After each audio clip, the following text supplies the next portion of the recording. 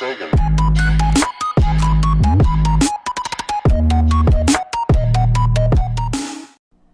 Charlie, come! I want to show you everything I've done. Okay, Charlie, sit. No, where you go? Okay, you can hang here. Okay, everybody, hello and welcome to episode, I think it's like 38 or something here in the Dime Society. I am Hodag, and we are down here in our jungle home tree wood ridiculous base. That's gonna be, it's just started, but it's already awesome, basically. Okay, and between episodes I have done a few things. Okay, number one, I just brought Charlie over here because he was sitting over by himself somewhere over there. That's not cool. Okay, number two, I added our little blacksmith area. Tried to mirror it and kind of off of the villager house blacksmith place. However, it got kind of difficult because I'm trying to keep everything spawn proof. So it's pretty close though. The wood wasn't working. I know there's wood in the villager blacksmiths, but it was not working here. I got a sword over here, and I got my armor stand that's necessary. I got my furnaces; those are in the thing. My lava. I think I might put another item frame in here eventually, and try to get like maybe put my cane in here in the Diamond Society. Get my cane, put it over here too, and then just a chest for whatever, because there should be a chest in here, I felt. So there's that. The next thing, and probably more exciting thing I want to show you, is we've added our item elevator thing. We haven't added the glass yet because I don't really have much glass, but there we go. We come back from a trip, we can just dump everything in this chest and it'll get pumped up into the item elevator and get carted off into the ice tracks around the sorting system around here. Then we've also done this. Oh crap, I just messed up my path block. I'll fix that in a little bit. But we got 7 iron ore inside this shulker box, and I wanted something like this, I wanted to do something like that. Okay. It's unloading. So here comes the iron ore. Once it's unloaded completely, it gets broken because I didn't add in all the redstone yet. Let me be right back. Okay, now we got this thing here. Let's see. Let's just put 5 iron ore. And it's loaded and it's unloaded and boom, and here comes our shulker box as well through the system. Uh-oh. We've clearly broken something. Hey everybody! I just learned a thing! Apparently dispensers will only work with shulker boxes if they're allowed to put the box down, which I totally knew. I don't know why. I've never done this before. So anyway, here we go. Back to this thing.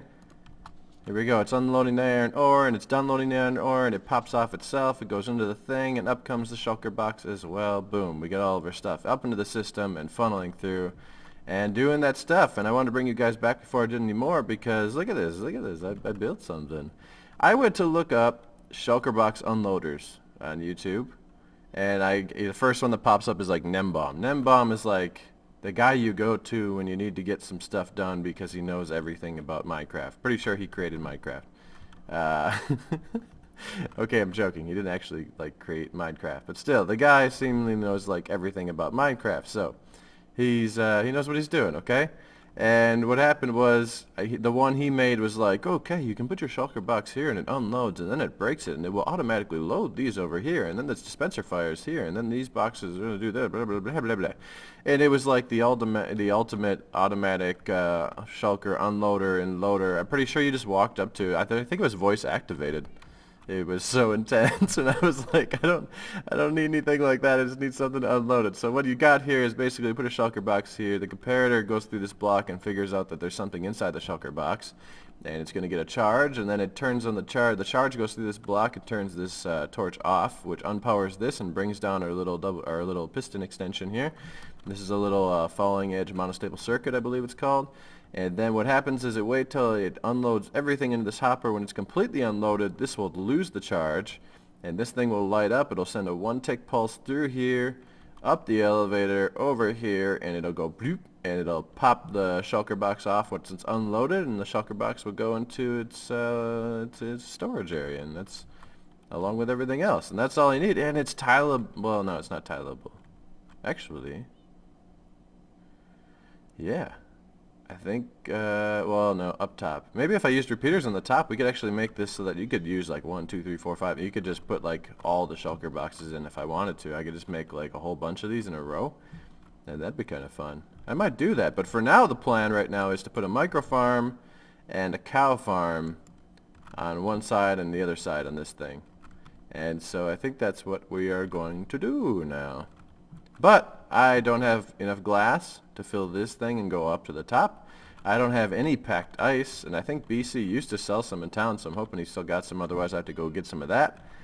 And yeah, now that this done is done, and then once we get that done and that done, I think I'm going to go over to Howitzers because he has a cow farm that I like. So I'm going to go over there probably in... Ooh, thunder. I'm going to go over to Howitzers and take a snapshot of his cow farm, I think.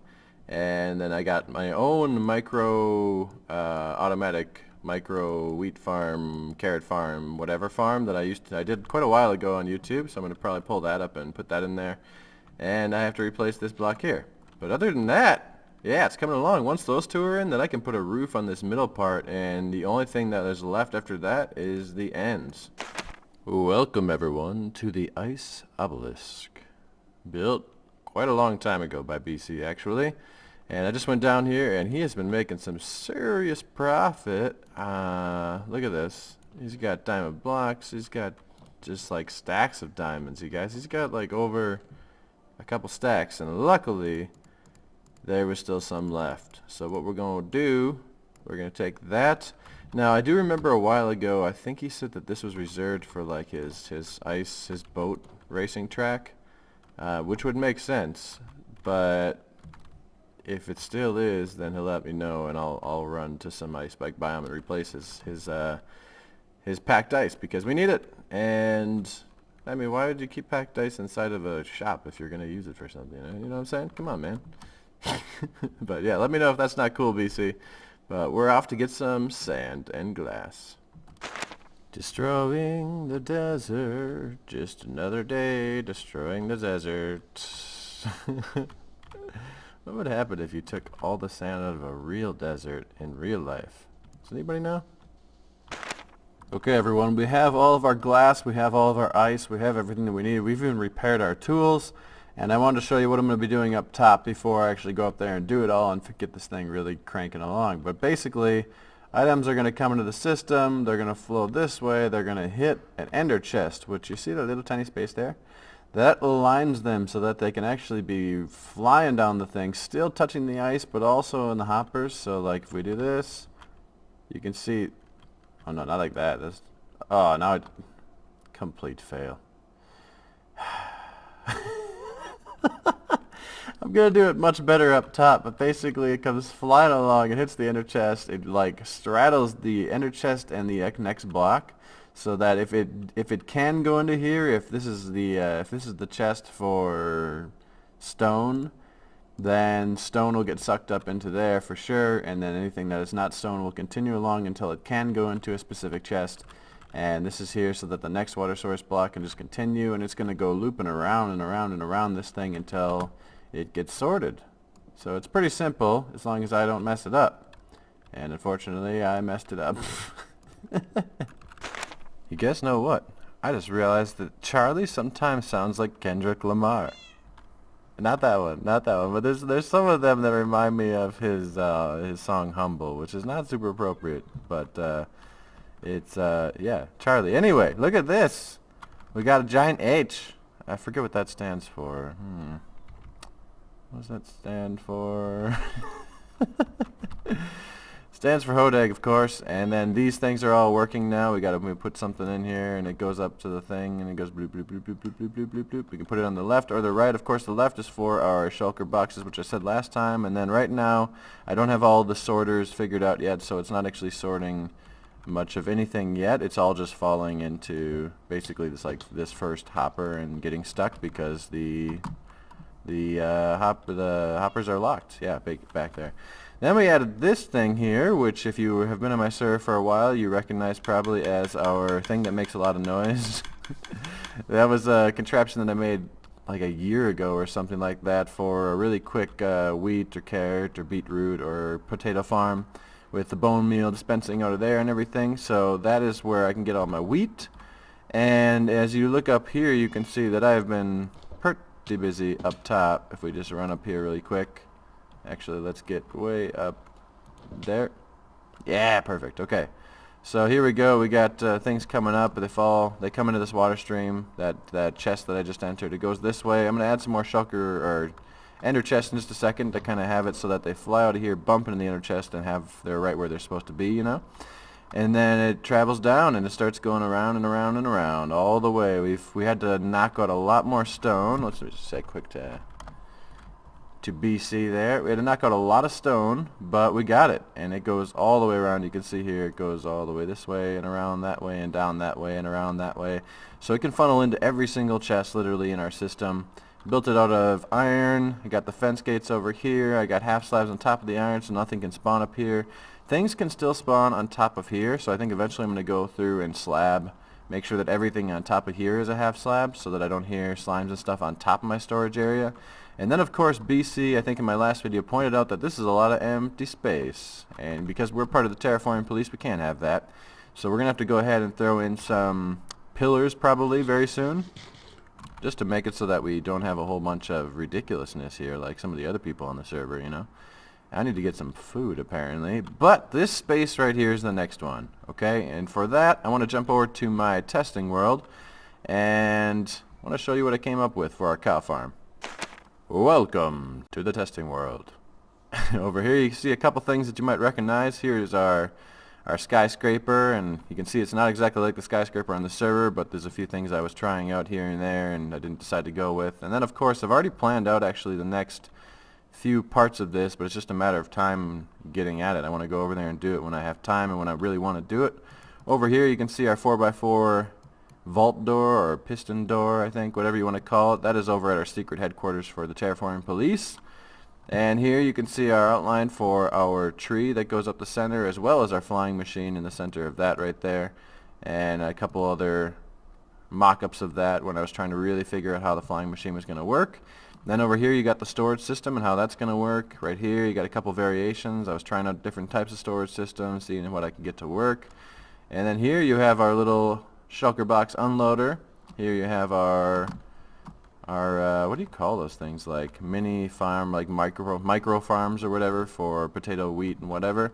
And right here, this right here is our cow farm. Now I said I was going to fly over to Howitzers, and honestly I started and then it was like, you know, it's just really far away. It's it'd be so much easier to just design one. I'm so lazy. So I didn't go to Howitzers. I ended up just designing my own, based off of like how Howitzers works. This isn't like completely my own design, but I didn't go online and look at anything. And this is just, I know that Howitzers is actually one wide with the cows at the top here, and what he does is he has a button somewhere, I think it's on the outside, for what is basically his water. He pushes that and then the cows float up. Mine's just double wide, so it's pretty much the same thing. And then when I feed these guys, let's see if I can get it to work right now. I think I just fed them last time I was on this testing world, so it's not going to work for me, of course. But when I feed them, you can see that there's only a 1 block gap here. And cows, of course, are a little bit taller than 1 block, so they will not fit through there. But the baby cows do, so you feed those, and the baby cows go bloop and shoot down to the side, one side or the other. It doesn't really matter. And then you wait a little while, and we got some cows built up here on both sides. Uh-oh, that guy is not in the right spot. There you go. Okay, we got some cows built up here. And of course we got a baby cow here, which is messing everything up. I'm not sure if that's going to mess everything up because I haven't perfected this yet. But then I go push the kill switch. And, oh no, I messed it up. I'm supposed to turn the flood off first. If you don't turn the flood off first, some of them float up and get hit by the water that's up here. And then they don't actually get cooked, which is a little bit sad. But if you watch again when I do it here, I won't be dumb and forget about the flood. And kill. They all get cooked. Tasty meats float down, and hoppers pick it up, and there's all of our goodies. So that's going to work pretty well. Obviously we're not going to build it out of iron on the server. We're probably going to have the jungle theme going on as well at the end of the tunnel, but that's how we're going to do it. And let's go back and get to work on that. Alright, you guys, I've been working for a while, and it's time for the grand tour. Alright, so we come up here, we got our unloading station over here and over there to get into the chests and whatnot, and you can already see that there's a lot of other stuff put in, okay? We started with the cows, the cow farm over here. We got the flooding working. I got 2 cows in there so we can breed those up, and what I've done basically just for now is I put glass on both sides so that none of the baby cows can fall down, and we can breed these guys up until they start to basically die from the mob cramming rule. And then as soon as that happens, I'll know that we have the max capacity in there. I'll knock out these 2 blocks, and then it's basically fully functional. So you hit this to flood it, and you hit this to cook them tasty meats, and everything ends up down there, which is pretty nice. Then let's move on to the next thing I did then. We already had the micro farm in here. The next thing I did is I put in a little bit of a fishing farm here, complete with our access all the way up to the surface, which looks weird. It looks like it's blocked right now, but it's not. I came straight through there. But anyway, we got our fishing farm. I don't have a fishing pole here to demonstrate, but this is an Impulse, no, not an Impulse. It's an Azumovoid version of the fish farm. His newest version, it just came out just recently. I think it's for 1.12, and I haven't tested it out yet, so I'm hoping it works. But if it does work, you can see that if I throw a fence post, for instance, there it goes. So all of our books, all of the things that we get from fishing are going to be automatically sorted into our system, and I don't have to have like a ridiculous amount of chests underneath it or whatever like a normal fish farm. And this is also our first fish farm on this server. We haven't had one before, so I'm hoping to get some mending books from that. And then we go down to the far side down here, and I was struggling to figure out what to put in here. And as you can see, I'm missing a block in the back there. You can see through it. But also, this is basically an auto brewer, okay? Not an auto brewer, because basically all we do is we put in the water bottles, and those are filtering all through and into the back there.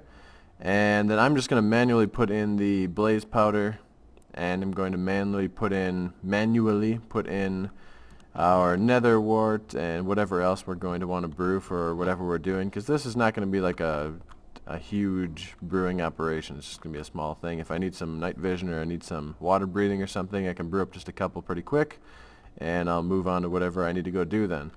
Maybe later on we'll be building like a full-on brewing station automatic thing or whatever, but for right now this will just hold us over. If you guys think of something else cool to put in this corner, let me know, because I designed this in a few seconds and it's not working. So I have to go back and redo this brewing idea. But I think that the whole thing is done. Oh, and the roof is on fire. Not literally, but it's up there, and I don't know, I like it. I think it's a little bit too oak woody, but no, I like it. It's good, and it's lit up. The whole thing is fairly well lit up. It's also dark enough to be a little bit kind of mysterious and spooky, so that's cool. But Charlie loves it. Here's Charlie. Yep.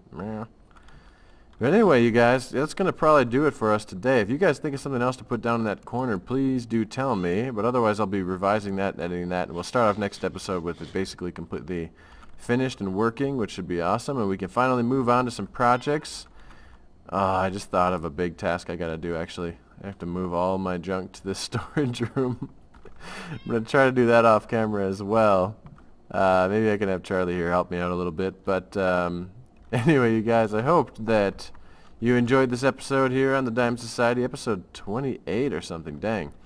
And we're getting some pretty good support and likes and comments and all that stuff, so if you have something to say, be sure to leave it down below. I do read all those, and I appreciate those. But I hope you guys enjoyed today's episode, and I'll see you next time. Have a good day.